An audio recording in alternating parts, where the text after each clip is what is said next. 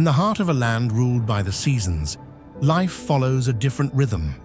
It is a rhythm dictated by the deep freeze of a 6-month winter and the brilliant, urgent green of a short summer. This is Mongolia, a place where resilience is not a choice, but a necessity, and where the human spirit is forged in the quiet spaces between the earth and the sky.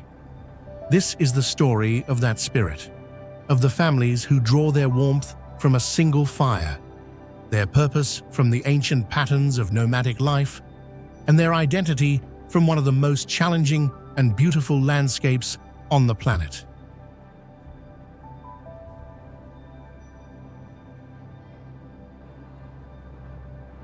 To comprehend Mongolia, one must first surrender to its immensity.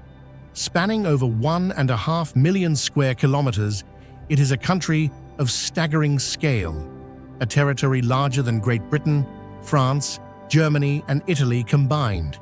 Yet it is home to a mere 3.5 million people, granting it the unique status of the most sparsely populated sovereign nation on the planet. This is not an emptiness of lack, but an emptiness of presence, a powerful, palpable void that shapes the national character and the individual spirit. The landscape is the primary author of every Mongolian story, its features carved into the collective soul. The dominant feature is the Great Steppe, an endless ocean of grass that ripples and sways under a sky so vast it feels like a physical dome. In the brief, brilliant summer, it is a vibrant carpet of green, wildflowers, and medicinal herbs. In the autumn, it transforms into a sea of gold. And in winter, it is a stark, white canvas of snow and ice. This grassy heartland gives way to other equally dramatic terrains. To the south, the steppe bleeds into the Gobi, a desert that defies simple definition.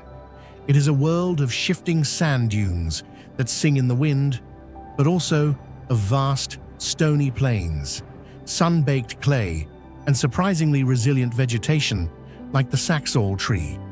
It is a place of extreme temperatures and profound silence, home to unique wildlife like the wild Bactrian camel and the Gobi bear. To the west, the country becomes vertical. The Altai Mountains, a majestic range of snow-dusted peaks, glaciers, and deep forested valleys, form a rugged border with China and Russia. This is the home of Mongolia's Kazakh minority and the last practitioners of an ancient art, hunting with golden eagles. In the north, toward the Siberian frontier, lie the Kuvsgul Mountains and the Great Taiga Forest, a land of pristine lakes, dense woods, and the Tsartan people, the reindeer herders who live a nomadic life tied to their herds in one of the coldest inhabited regions on Earth. The climate is the land's unyielding partner, a force of nature that dictates the terms of life. It is a continental climate of legendary extremes. Summers can be hot and dry, but they are fleeting, a short, intense burst of life and activity. Winter is the true, long-reigning monarch of this domain. It arrives early, stays late, and governs with an iron fist. For more than 6 months of the year, the land is in a deep freeze. In the capital, Ulaanbaatar, temperatures regularly drop to -30 degrees Celsius, making it the coldest capital city in the world. In the countryside, it can be even colder, a dry, biting cold that seeps into everything, a constant physical challenge that demands respect and careful preparation. This powerful, cyclical rhythm of the seasons is the fundamental pulse of Mongolian life, a force that has shaped its people, its culture, and its history for millennia.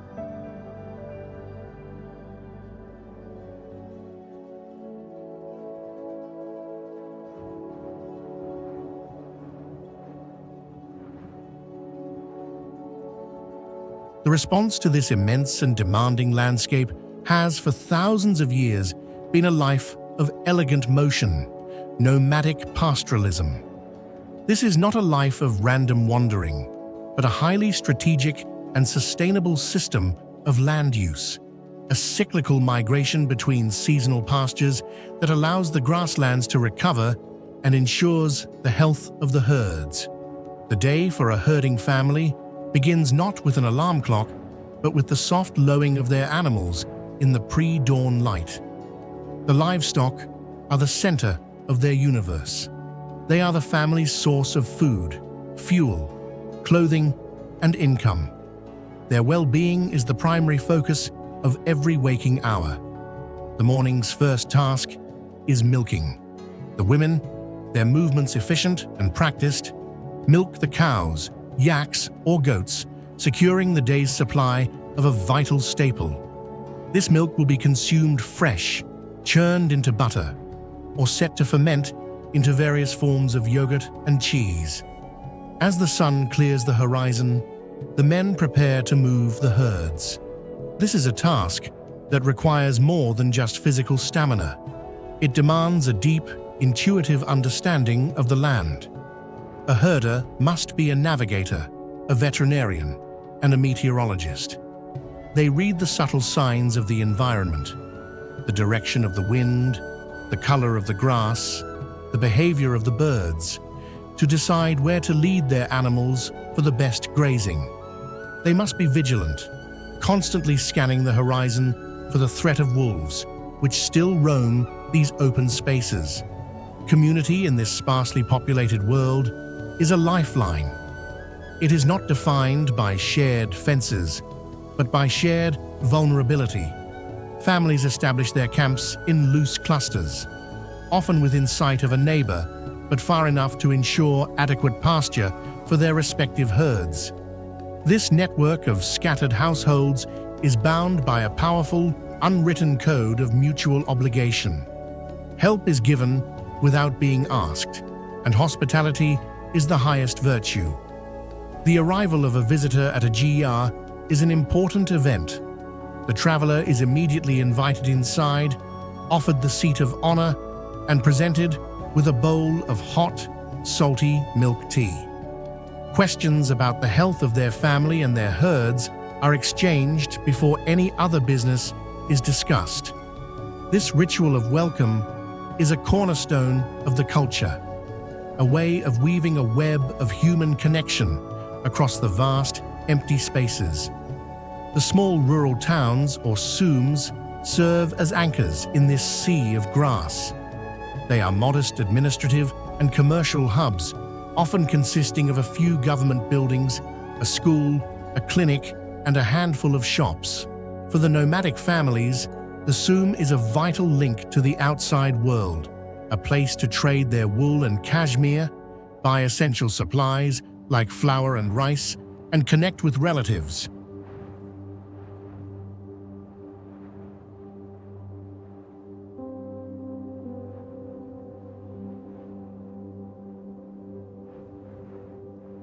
In Mongolia, tradition is not a relic confined to a museum. It is the very air that people breathe, the invisible grammar that structures their social interactions and their relationship with the world. It is a living heritage, passed down not primarily through books, but through action, ritual, and the spoken word. The nomadic worldview is rooted in a profound reverence for nature, a blend of Tibetan Buddhism and older shamanistic beliefs. The sky, Tenga, is seen as a benevolent, all-powerful father figure, while the earth, Gaza-Ij, is the nurturing mother. This spiritual framework fosters a deep respect for the environment. One does not dig needlessly into the earth or pollute the rivers for fear of disturbing the spirits that reside there. This wisdom is embodied by the elders. In Mongolian culture, age is synonymous with wisdom, and the elderly are treated with the utmost respect. They are the living repositories of the community's knowledge. They know the ancient epic poems by heart, the stories of heroes and mythical beasts that contain the moral and ethical codes of their people. They are the ones who know the genealogies, tracing a family's lineage back through generations.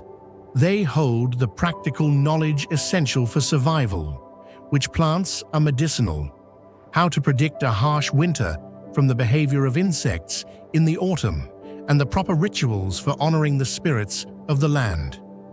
This deep sense of cultural identity finds its most vibrant expression in the arts and celebrations. The haunting complex melodies of the Morin Khor, the two-stringed horsehead fiddle, are said to capture the sound of the wind on the steppe and the gait of a running horse. The art of kumi, or throat singing, is another extraordinary cultural treasure, a vocal technique that allows a singer to produce a fundamental drone and a harmonic overtone simultaneously, creating a sound that is both human and elemental. And each summer, the entire nation comes together for Naadam, a festival that is the heart and soul of Mongolian culture. The three manly games of wrestling, archery, and horse racing are a spectacular display of the skills that have been prized for centuries. The wrestling matches are a test of pure strength and technique. The archers, with their traditional bows, demonstrate incredible precision. But it is the horse racing that is perhaps the most uniquely Mongolian event. Young children, some as young as 5, race bareback over distances of up to 30 kilometers, a breathtaking testament to the nation's unparalleled equestrian heritage.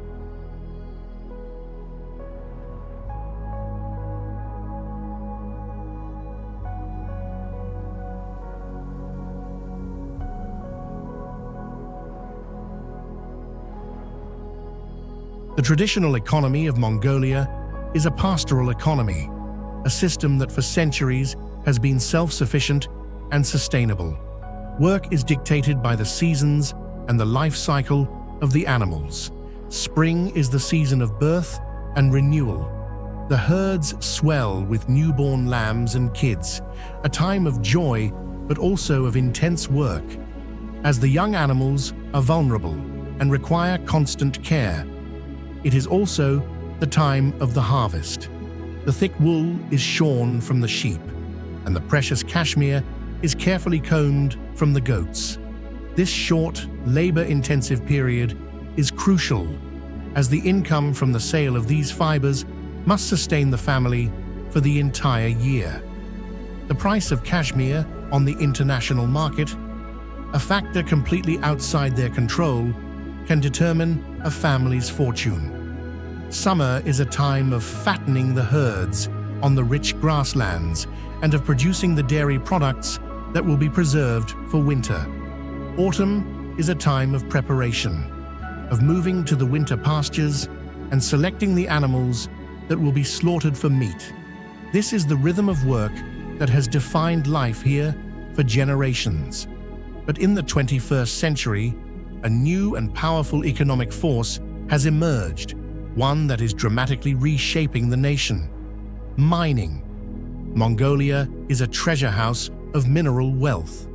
The Oyu Tolgoi mine in the Gobi Desert is one of the largest known copper and gold deposits in the world. The Tavan Tolgoi coal deposit is equally vast.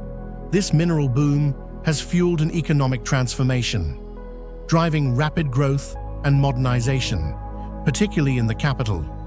This new economy has created a deep and often painful divide.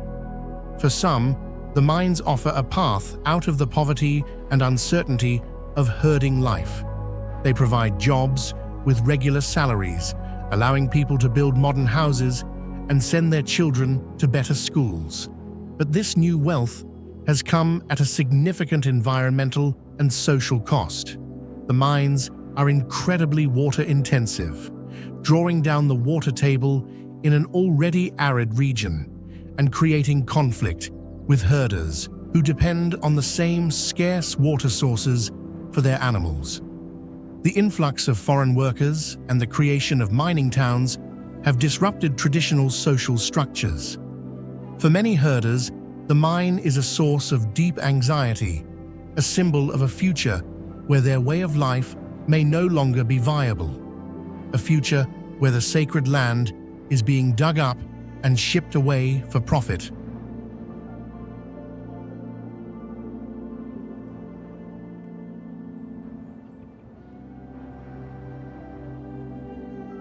The architectural heart of nomadic Mongolia is the gers. Far more than a simple tent, it is a sophisticated and deeply symbolic dwelling, a microcosm of the Mongolian universe. Its design is a masterpiece of portable engineering.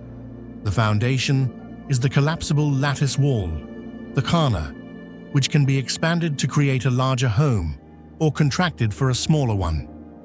The roof is formed by dozens of poles, the uni, which slope upwards from the top of the walls to connect to the central compression ring, the tuno. This ring is the gers' eye to the sky, a portal for light and a chimney for the stove.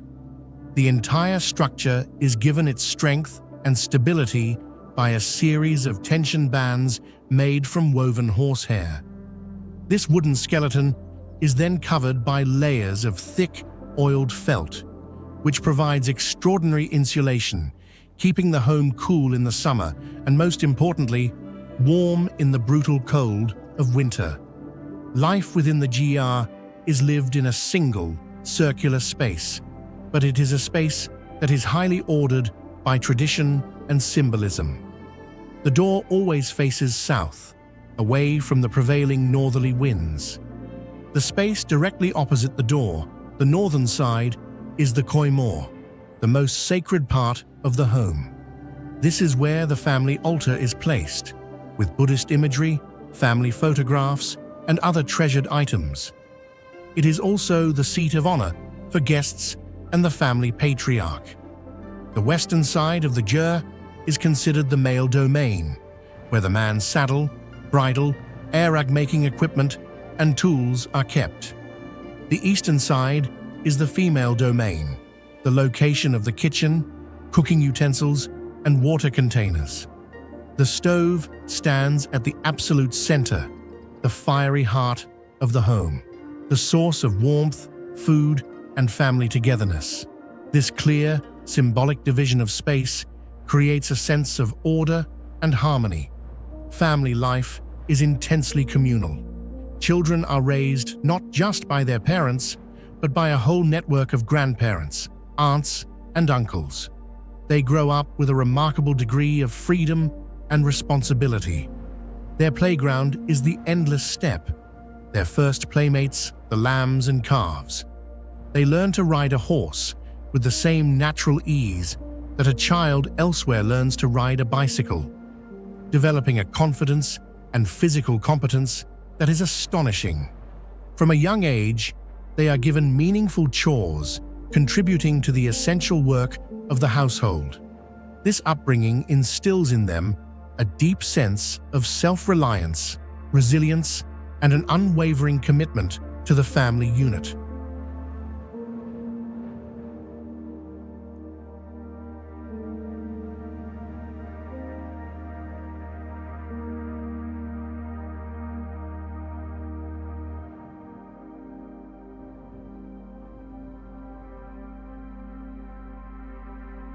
The cuisine of Mongolia is a direct and honest expression of its environment. It is a diet born of necessity, shaped by a harsh climate and a pastoral lifestyle, a cuisine of elegant simplicity and profound substance. The culinary calendar is starkly divided between the white foods of summer and the red foods of winter. When the grass is green and the animals are producing milk in abundance, the diet is dominated by dairy. This is the season of Sagan Idi. Milk is consumed in countless forms.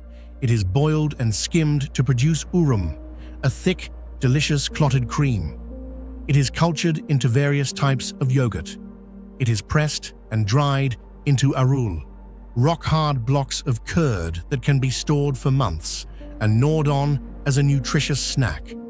The most celebrated of the white foods is airag, fermented mare's milk. The milking of the mares and the churning of the milk in a cowhide sack, the chokur, is a central ritual of summer life.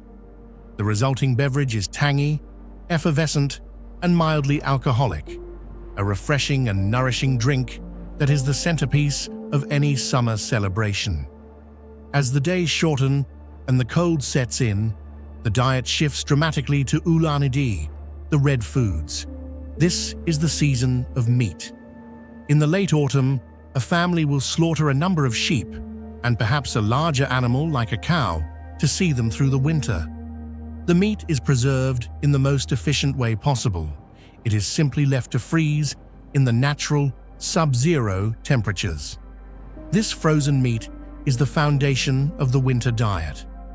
The most common meal is a simple boiled mutton, often served with large chunks of fat, which provides the high-calorie energy needed to withstand the extreme cold. This meat is also the basis for hearty soups and stews, often bulked out with hand-pulled noodles or flour dumplings. The most beloved of these dishes is booze, steamed dumplings filled with minced mutton, a festive food that is prepared in vast quantities for the Lunar New Year. The guiding principle of this cuisine is that nothing is wasted. Every part of the animal is consumed, from the organs, which are made into sausages and other delicacies, to the head and trotters. This philosophy is not a trend. It is an ancient and deeply ingrained ethic of respect for the animal that has sustained the family.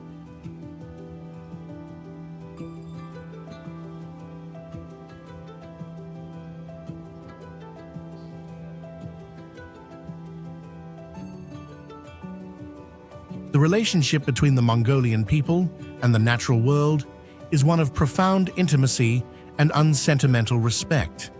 This is not a romanticized, idealized view of nature. It is a practical, working relationship, born from a lifetime of close observation and dependence. The land is both a generous provider and a formidable adversary.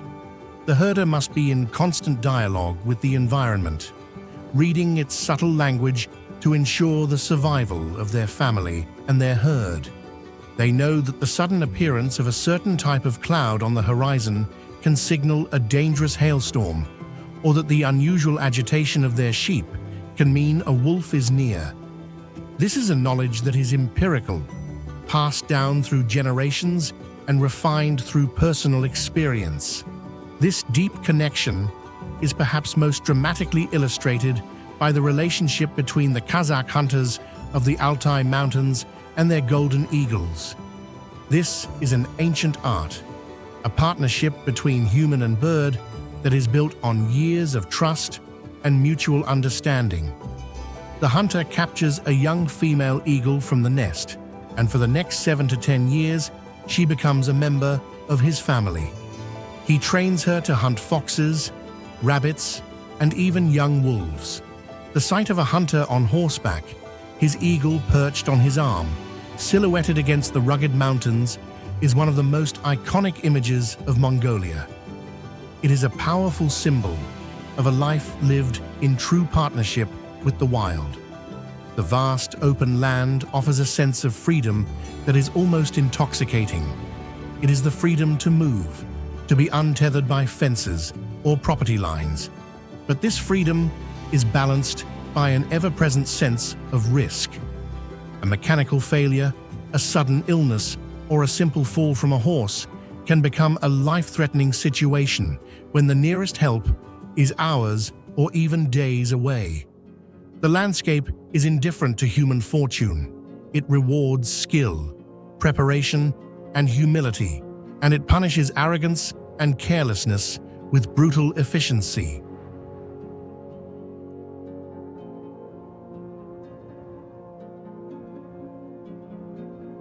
For centuries, the engine of Mongolian life was the horse.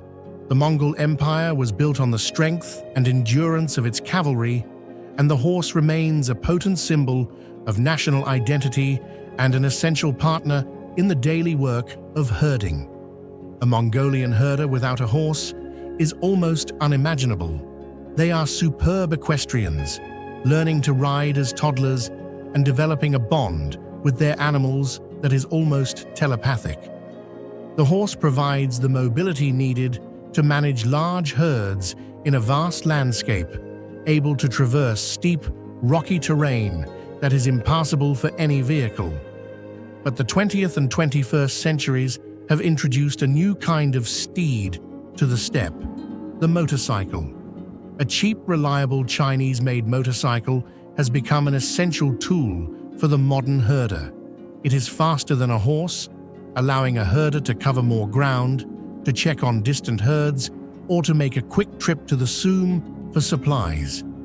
The sight of a herder, in a traditional deal, racing across the plains on a motorcycle, is a perfect encapsulation of modern Mongolia, a place where ancient traditions and modern technologies seamlessly coexist.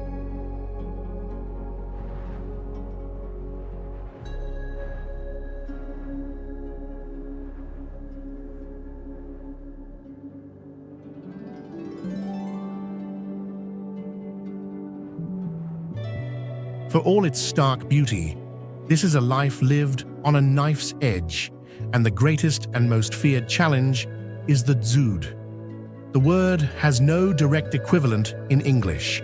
It refers to a specific type of catastrophic winter that can annihilate entire herds and destroy livelihoods. A dzud is not simply a cold winter, it is a complex disaster, often beginning with a summer drought that leaves the animals thin and weak as they enter the cold season. This is then followed by a winter of unusually heavy snow, a white dzud, which buries the pasture, or a winter of extreme, unrelenting cold with little snow, a black dzud, which freezes the ground solid and prevents the animals from drinking.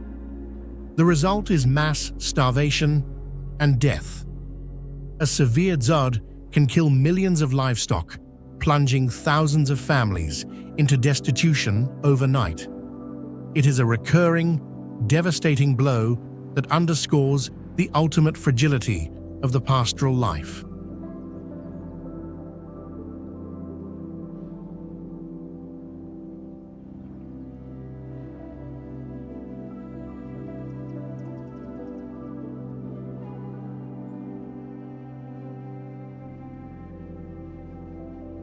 Beyond this existential threat, the daily challenges are immense. The profound isolation means that access to modern services is a constant struggle. Healthcare is a primary concern. A serious illness or a complicated pregnancy can become a life or death crisis when the nearest hospital is a grueling, day-long journey away. The changing climate is adding a new layer of uncertainty. Scientific data and the lived experience of the herders both confirm that Mongolia is warming at a rate faster than the global average. This is leading to more frequent and severe droughts, the expansion of the Gobi Desert, and the degradation of the precious grasslands. The traditional ecological knowledge that has been the bedrock of nomadic survival for centuries is being tested as the climate becomes more volatile and unpredictable.